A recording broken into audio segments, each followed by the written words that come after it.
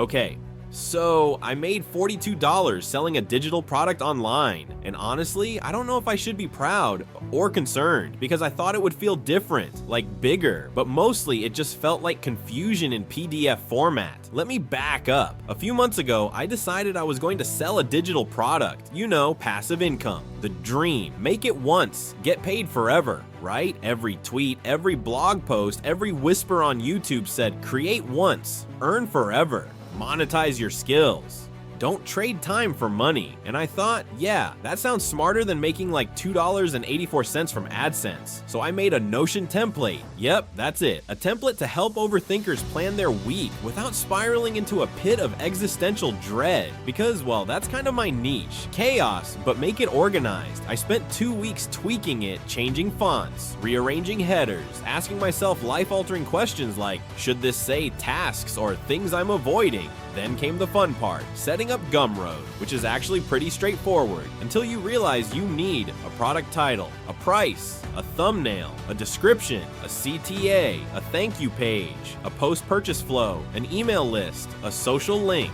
Suddenly I went from, I'm going to make a simple download to, I'm apparently launching a tech startup. But okay, I pushed through the tech headaches and I uploaded the product, priced it at $5 and hit publish. After that, nothing happened. For 3 days, it just sat there, existing, quietly and alone, still unclicked, but full of potential and anxiety. Basically, me in high school. But then, out of nowhere, I made a sale. Someone bought my digital product, a real human with money. I triple checked and it wasn't me by accident. So when I saw that little $5 pop-up, I felt like I had just sold a company. Then someone refunded it the next day, said it wasn't what they expected, which hurt because it was exactly what I described. But okay, fine. Respectfully, Susan, so yeah, it's been a weird ride. I ended up making $42 total in the first month, and that includes one person who paid $10 instead of $5 because I guess they felt generous or misclicked. But here's the real stuff they don't tell you in those make money online videos. You spend more time doubting yourself than designing the product. You question if you're scamming people by charging for something they could make themselves. You wonder if you should lower the price or double it or just delete everything and move to the woods. And don't get me started on promoting it. I posted about it on YouTube once. Did this whole calm voiceover thing like,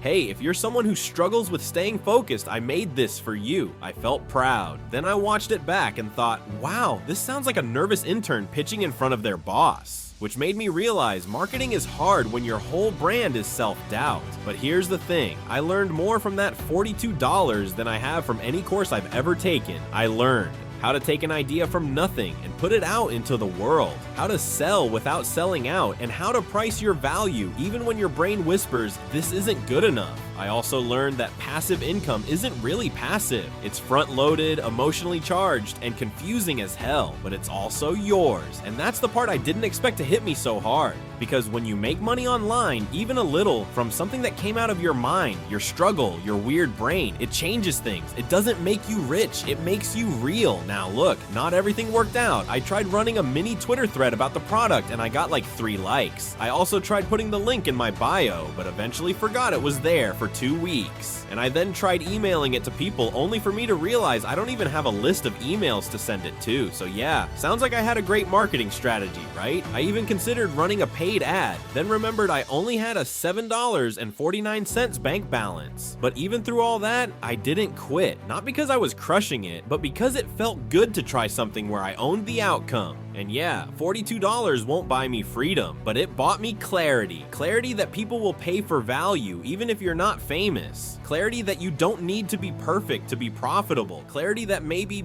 just maybe, you don't need to wait to feel ready to start. And weirdly enough, once I stopped treating it like a get-rich-quick idea, it started feeling like an actual skill. I started thinking like a builder, not just a browser. I began noticing moments where I'd normally scroll, and instead, I opened Notion and started sketching a new idea. Like I was finally seeing my own creativity as worth something. If you're watching this and thinking of launching something like a template, an ebook, or maybe a course you're scared no one will buy, do it anyway. Not because it will make you rich, but because it teaches you more than theory ever could. You'll learn about your own voice, your own limits, and if you're like me, you'll learn that your self-doubt can coexist with your ambition. You don't have to fix yourself to start. Start anyway, with a small idea, with weird timing, with bad lighting and too much hesitation. But most important, just start. Because that $5 product, that could be someone else's breakthrough. That could be your own. Even if it just earns you $42,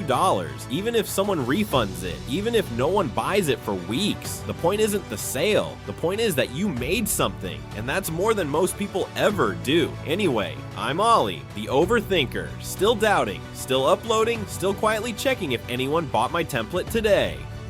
If you're still here, thanks. I hope this gave you something. And hey, if you do end up making something, send it my way. I'll probably buy it, unless it's an ebook called How to Stop Overthinking. Then I might just cry. Let's keep trying, let's keep making, and let's keep overthinking together.